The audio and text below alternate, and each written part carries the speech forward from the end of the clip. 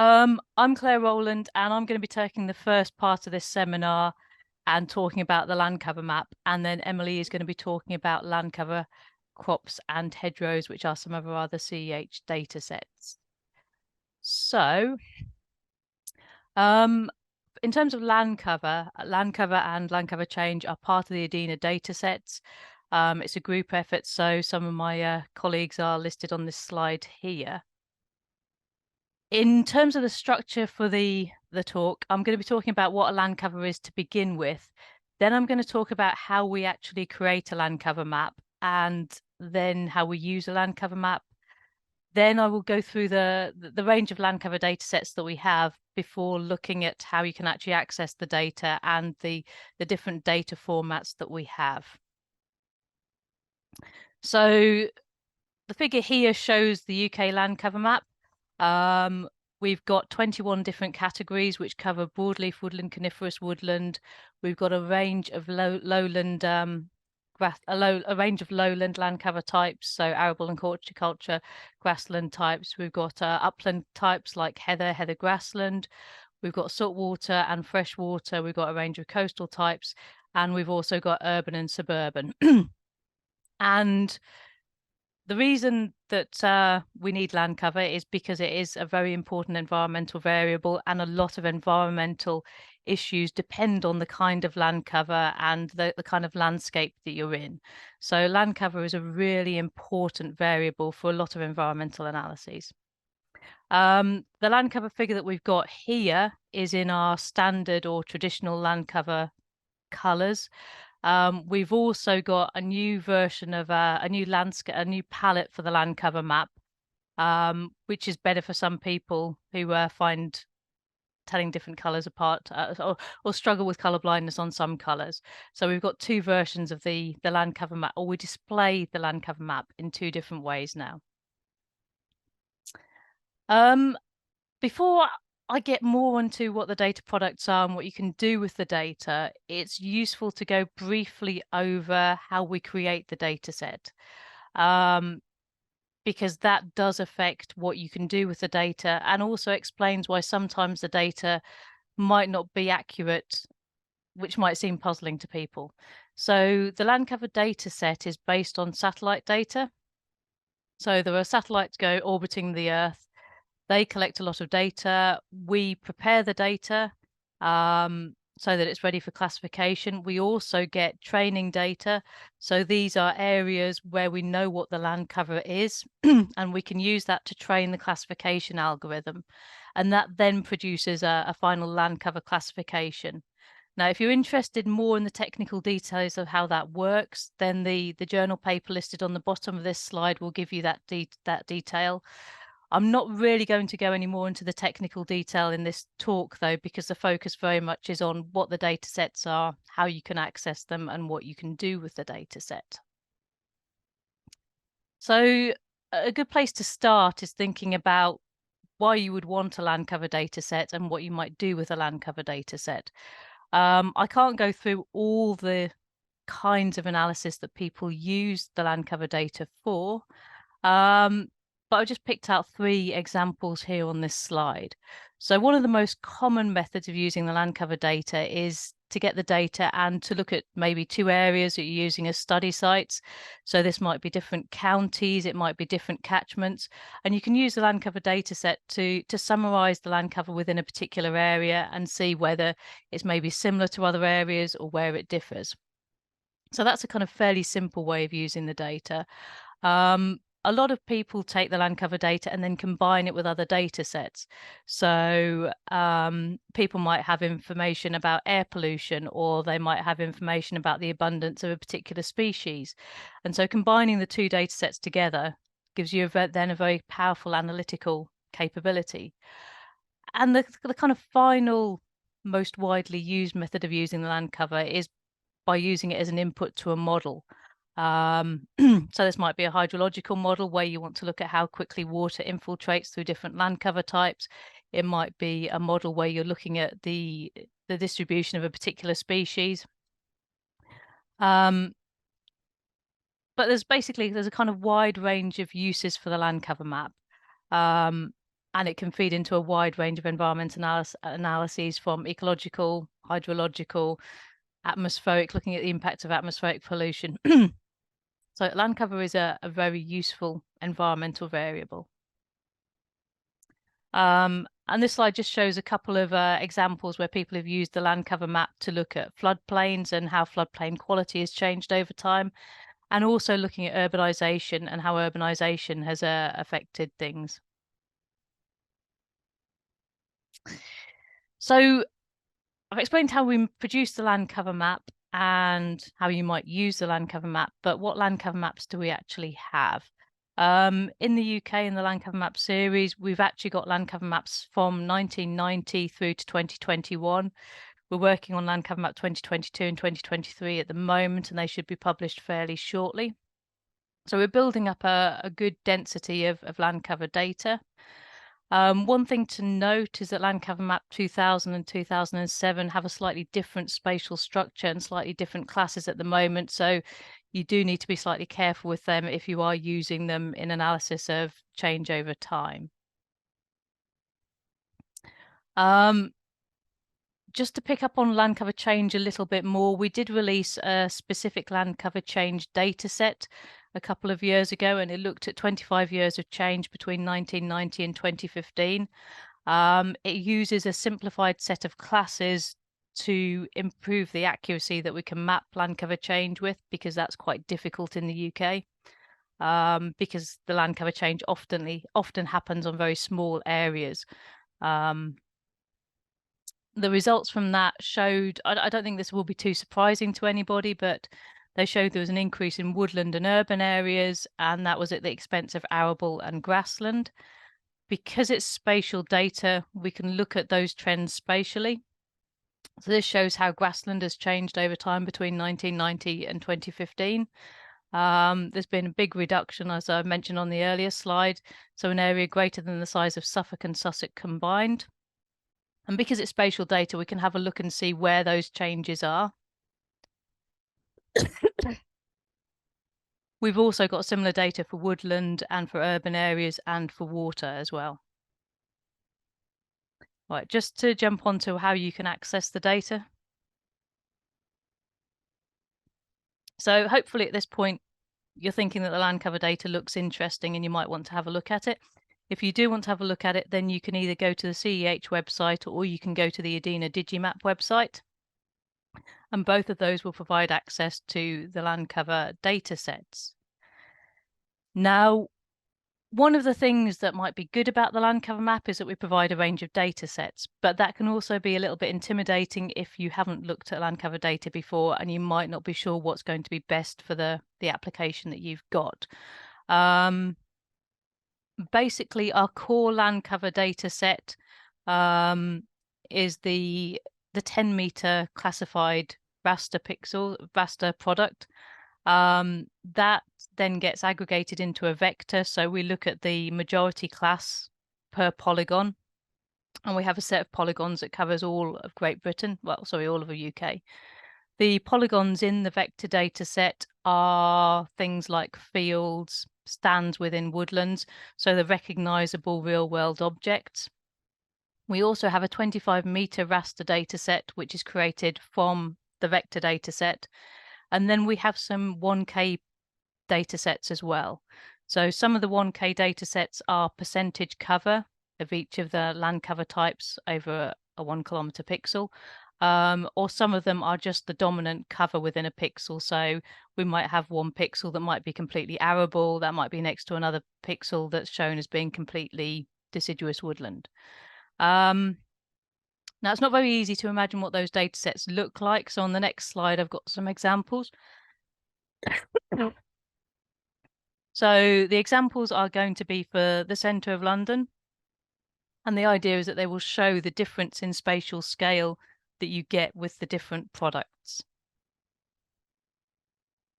So this is the 10-meter data. Sorry, that's not the 10-meter. Sorry. Okay, that's, yes, is that? Yes, sorry, this is the 10-meter data set, sorry. This is the 10-meter data set. So this is the most detailed spatial scale. And this picks up lots of very small, fine detail features within this park in the centre of London. If we go to the vector data set, then you can see we lose a lot of that spatial detail, but we start to get objects that are more recognizable and will link to objects in other spatial data sets. So if you're interested in a particular study site and you want really fine spatial detail, then the 10-meter data set is probably the best data set to use. If you've got data that is already in vector format for other attributes for your study area, then it may be that the vector data set is the best data set to use. If you want to work at the scale of the whole of the UK, then it may be that the 25-meter data set is the best data set to use. So when you choose a data set, it's very determined by how you want to use that data, and also the other spatial data sets that you might have as well. Now, I mentioned the 1K data sets. They don't really, showing those for the centre of London would not really show them to their kind of best. So one of the ways that they're used most often is when you're doing modelling for the whole of the UK, and the percentage land cover for 1K pixel is what you need to put in your model. But they also produce very nice maps of the distribution of the different land cover types across the UK. So on the slide here, we've got percentage broadleaf woodland and also percentage urban.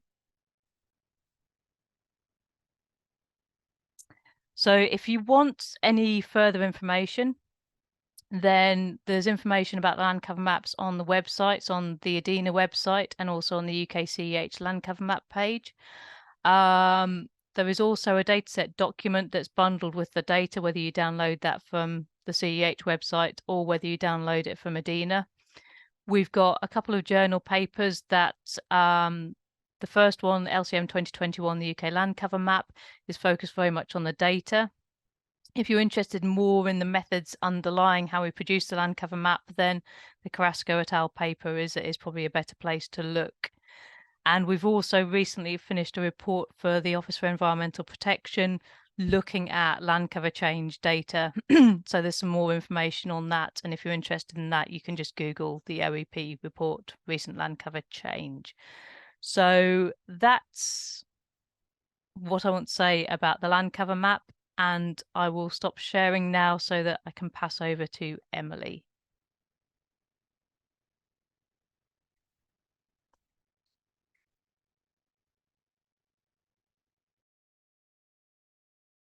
Right.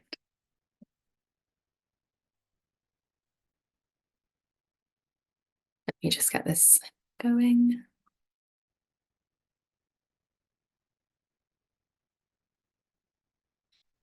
Okay, I presume you can all see that and hear me. I'm Emily Upcott. I'm a spatial ecologist at UKCEH.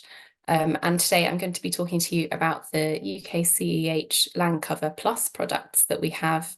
So just giving you an overview of this. I work quite a lot, especially with the crop map. So I thought I'd be able to share more about these maps and help you understand them. So the Land Cover Plus products are ultimately derived from the Land Cover map. So drawing out the arable and horticulture and the improved grassland in particular. So we get the first product we created was the Land Cover Plus crops maps. So I'm just trying to, this bar has appeared at the top. And then derived from the crop maps, we have Land Cover Plus fertilizers, pesticides, and now hedgerows as well. So I'll dig into a bit into these in a bit. So firstly, the crop maps, the 2023 data set is available now. Typically, these are released the winter following the season of interest. And these datasets were the first Great Britain-wide field-level crop map, so they're a vector dataset, produced jointly by UKCEH and the remote sensing application consultants as well. These have been created annually since 2015. So we now have our 9th year of data, which is quite exciting to see all together. These maps are created using Sentinel-1 backscatter and Sentinel-2 optical satellite data. And this gives us just shy of 2 million fields of data per year. And up to 16 different crop types are classified and verified. In earlier years, we had fewer crop types, and now we have more. And that's not to say that we're pulling in extra fields each year. It's to say that now we have technology that means we can further pull apart slightly different crop types from existing ones. So, for example, I think in 2022, we've now seen a split of field beans into spring and winter field beans. And yeah, so we've produced these most years, and after 2018, we've noticed a significant improvement in the overall accuracy. So it was about 85% in 2018, and now we're seeing about 91%. This diagram is just to demonstrate a bit about how we collect the data. So I'm sure you know, as a crop grows, it appears different in colour and texture. And so we produce, well, we collect data at several points during the growing season to pick up these slightly different signals, and these are collated. And then we just get a slightly more accurate way of differentiating between the different crop types that we see. So as I said, we now have multiple years of data. This means we have lots of possibilities of ways in which to use these data. One way of which I've used is stacking the data together. So you can actually line up the same field in different years and pull out what crop type it's been, and we get these sequences built up from there. And so, yeah, so we can look at patterns in time as well as in space through this. We can also incorporate additional data sets, as Claire mentioned with the land cover map, to look at a range of different research interests. So we can put in regional data, climatic, hydrological, elevation, economical, wildlife data, for example. And this can be applied for anything, so if ecology, policy, agronomy, that kind of thing. Yeah, lots of possibilities. And one thing I've looked into a couple of years ago, I've put the link to the paper at the bottom. I was working with some colleagues looking particularly at crop rotations. And at the time, I was using 6 years of data. And we were looking at crop rotations with the definition of a rotation that these are sequences where we can see a shorter sequence either fully repeating or starting to repeat within that 6 years. So we were looking at questions such as, do we see crops rotating? Can we see spatial patterns when we classify rotations? And can we predict the next crop in a rotation? So the number of fields that I had that I could use were about 1.6 million, which covered about 9.5 million hectares across Great Britain. And this actually came out with over 11,000 unique rotations, which is quite a lot, and is therefore why we were looking at grouping them to understand them. And if we look at this breakdown of the number of fields and the area, we can see that rotations actually occupy quite a small amount, about a sort of 1/6 to 1/8 of the land, compared to the rest of it, which is long-term grassland, and then what we called complex rotational, which is where we see crop sequences that aren't following this strict rotation but are changing. So yes, we see crop sequences are usually not in these strict rotations. And this could be because, well, farmers might not be using these cyclical rotations, or it could be that, and we know that it does happen when we get bad weather and farmers have to change what crops they decide to plant and when. Yeah, so they might delay and have a spring crop rather than a winter one. Here's just one of the diagrams I put together, looking at classifying rotations by their type. I've got this bar that's hiding all the things at the top. I don't know if you can see it. So looking at different kinds of cereal being dominant across the landscape, whether oilseed rape is included or not, whether we are sort of looking at maize heavy or root crop heavy rotations, or how mixed they are as well. And we can see these distinct spatial patterns appearing, even though these rotations aren't occupying the majority of the land. And then looking at our predictions, don't worry about the numbers too much. We ran several models and we came out with a range of different accuracies between 36 and 89%. But to sort of summarize this, the predictions were more accurate when we included long-term grassland, when we were looking at longer rotations, and when we were including spatial context that was more local. So moving on from crops to fertilizers. So our fertilizer maps look at the average annual fertilizer application across England, and that's for nitrogen, phosphorus, and potassium. And these maps are at a 1 kilometre scale, so they're raster data. So yeah, it's in kilograms per kilometre squared per year. And the data that we use for this mean that we have this snapshot that covers fertilizer application between 2010 and 2015. And the data you get with these maps is you get the raster that you see here with the application rates. And then we have these uncertainty maps, which cover the exact same areas, and you get an uncertainty value per cell.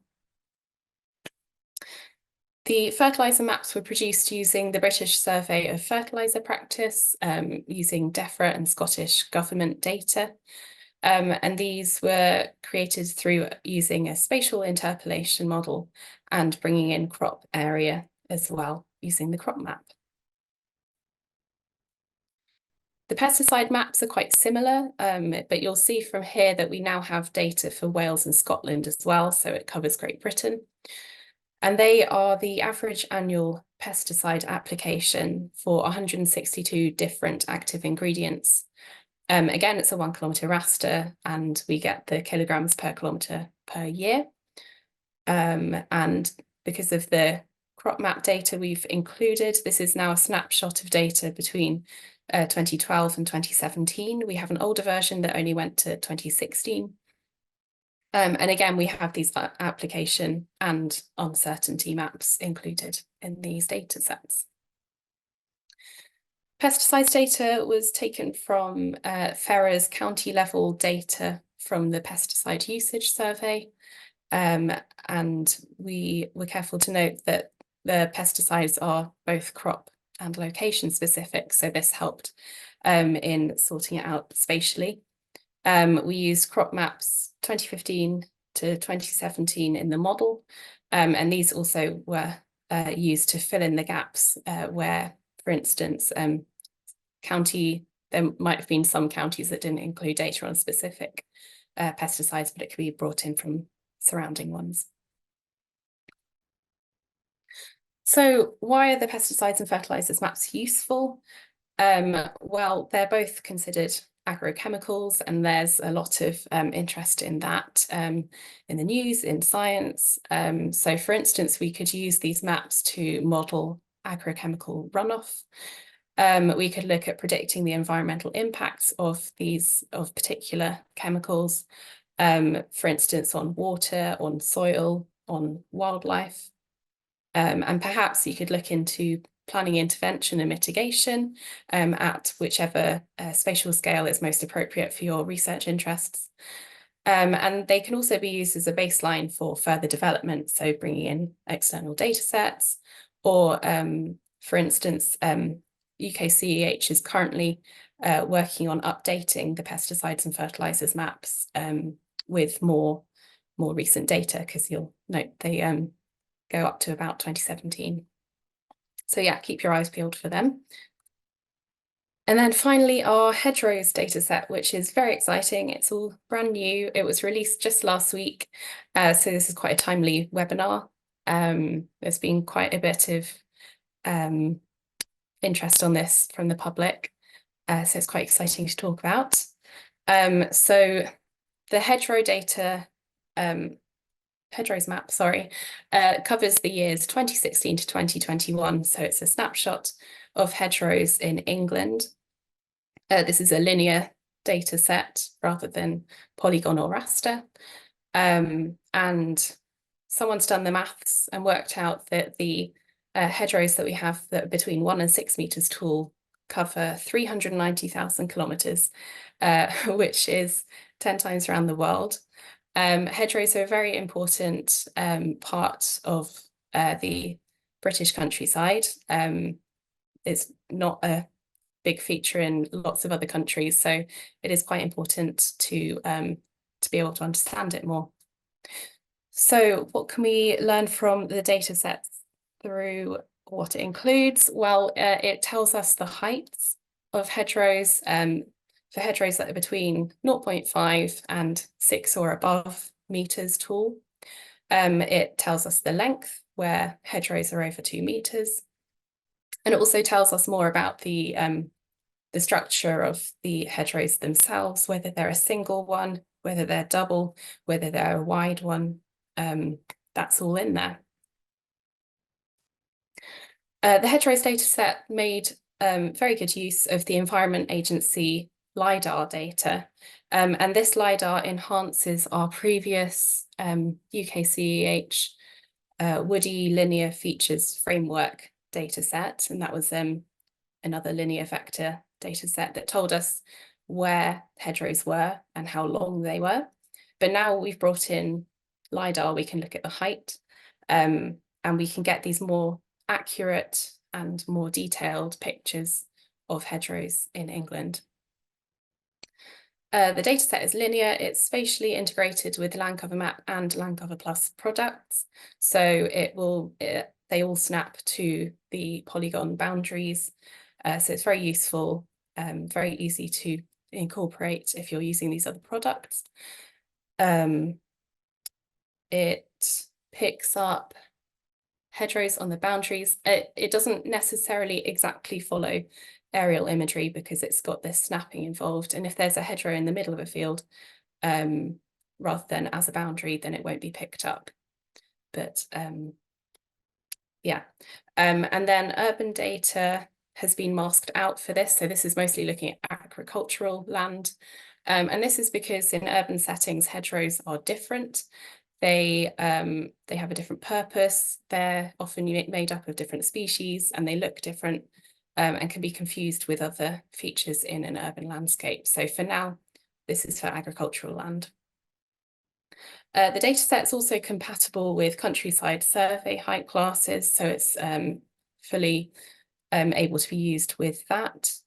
We had several people, several trained field workers out doing ground truthing of this in 2022. And they looked at 38 different 1 kilometre grid cells to validate the data on the ground. And they found about 80 to 90% accuracy of length compared to field verification.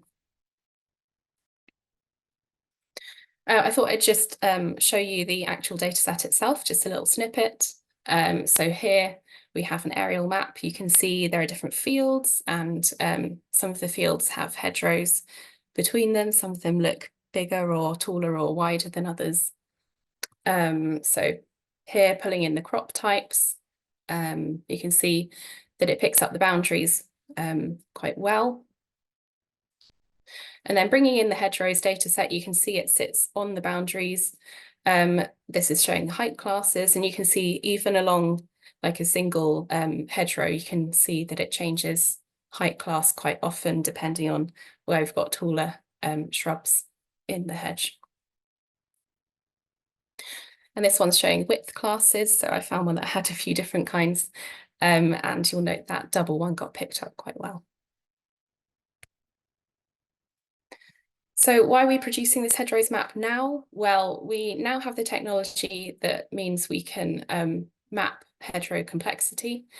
We can look at the height and get a better picture of the structure of hedgerows.